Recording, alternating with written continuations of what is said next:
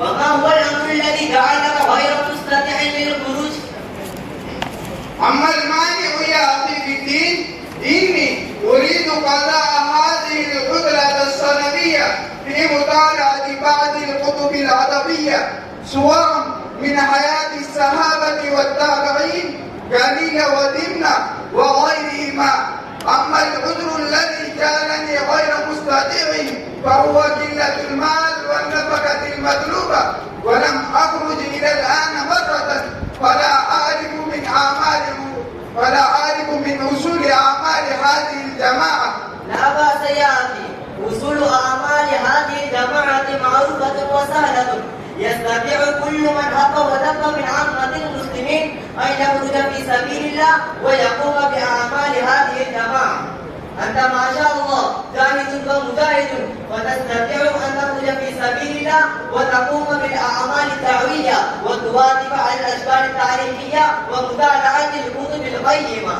يا أمير الدين، طيب كأنني أجد نفسي راغبا في الخروج وأنا مستعد، ولكن ما شاء الله، تقبل الله نيتك الخالصة ورزقك همة عالية. يا أخي في الله، لا تقف بمثل هذه الأعمال الغالية، استعد وأمس معنا ولا تضيع وقتك الثمين. إن شاء الله تعالى تحس فوائد كثيرة وتجد منافع عظيمة.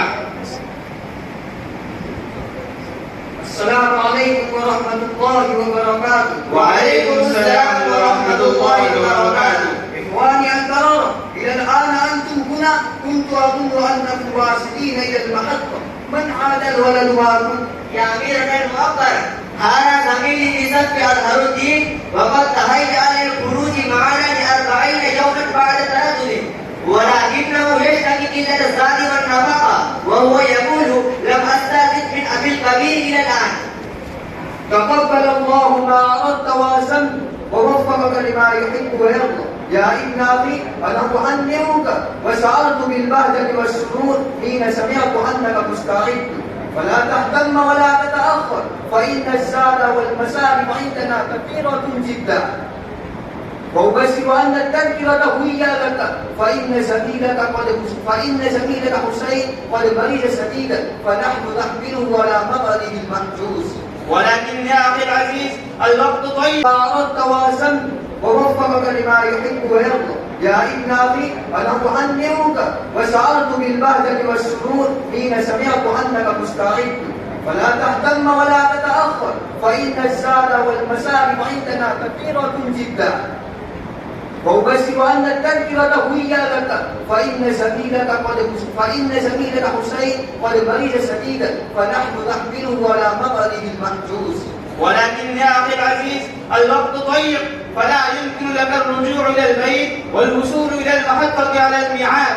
فيا أميرنا المكرم، أرى مناسبا أن تنتهي في الهاتفية. ما أحسن ما قلت، إن قوم شام الجوهري من أصدقائي، وأنا أتصل به هاتفيا.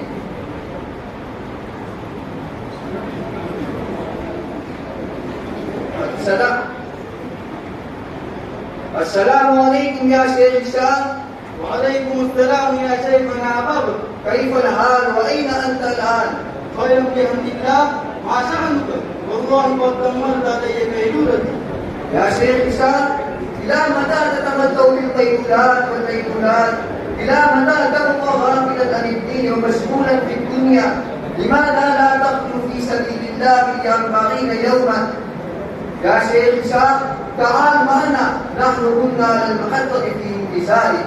عفوا يا سيدي الشيخ بدر، أنا لا أستطيع الخروج في هذه الأيام، ولكن اذهب بأخي الصغير أزهر الدين، فقد حصلت له مدة شهرين يتعلم كتب الأعمال الخاصة بهذه الجماعة. شكرا يا هشام. ألو أتسمع صوتي؟ ألو أتسمع صوتي؟ فينا لا بأس. قل ماذا تقول؟ قل ماذا تقول؟ أنا أسمع صوتك. يا شيخ هشام، إن أخاك أزهر الدين معنا، وهو مستعد للخروج معنا. نحن مستعجلون، لم يبق من ميعاد القتال إلا نصف ساعة، فمن فضلك أرسل أحدك بملابسه والأمتعة الضرورية. لا بأس، أنا أرسل عاجلا. شكرا شكرا، جزاكم الله خيرا أحسن الجزاء. السلام عليكم ورحمة الله وبركاته. وعليكم السلام ورحمة الله وبركاته. أستودع الله دينكم وأمانتكم وخواتم أعمالكم. هنيئا لك يا ابن أخي أسد الدين، إن أخاك قد أذن لك وإنه سيرسل أنبياءك، فبارك الله في سفرك وزادك الله علما وعملا. ما شاء الله. ما شاء الله. الله تقبل.